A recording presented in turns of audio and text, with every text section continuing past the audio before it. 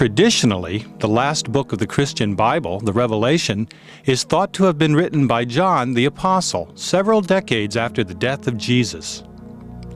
Over the centuries, many interpretations and explanation of John's entrancing vision have been proposed. Biblical scholars point out the obvious similarities to the writings of Old Testament prophets, such as Daniel. Historians emphasize the political and social context of the Revelation as a vision of hope for the persecuted and despairing followers of Jesus who desired his return and the overthrow of an oppressive Roman Empire. In recent decades, the apocalyptic aspects of the Revelation have become predominant amongst fundamentalist Christians, expecting Armageddon and the end of time as we know it. The 20th century Christian mystic, Edgar Cayce, acknowledged the multiple layers of meaning inherent in John's story, but chose to emphasize the personal, transformational potential of the Revelation. In Cayce's version of the Revelation, John's visionary experience was a dreamlike, altered state of consciousness. Edgar Cayce tells us that the disciple Peter, a close friend and associate of John, had already died. Peter kept his promise to come back to John after death, and it is Peter that is speaking to John in this vision. Furthermore, Cayce insists that John's vision is about enlightenment, spiritual initiation through purification. In this regard, you may notice some striking similarities to some of the Eastern religions and philosophies that utilize spiritual practices such as purification, meditation, and right living as aids to enlightenment.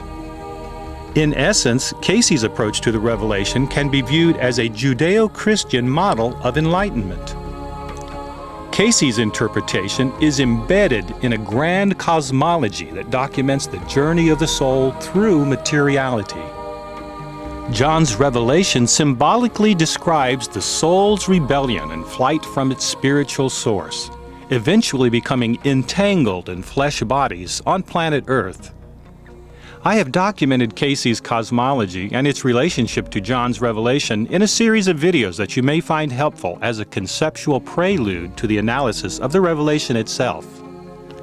The Cayce approach focuses on the archetypal symbols in the Revelation as representative of internal, spiritual processes of the individual soul.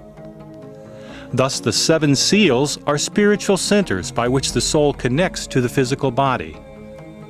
The various beasts represent the mental and emotional forces that war within the psyche of each individual.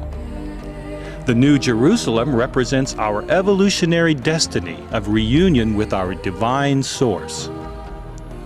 The videos that follow will discuss and describe Cayce's approach in a survey fashion that focuses on the major themes of John's vision in a chapter-by-chapter sequence. Since Edgar Cayce, and those who sought readings from him on the Revelation, relied primarily on the King James Version of the Bible as a resource, you may find it helpful to obtain a copy and follow along as you view each segment.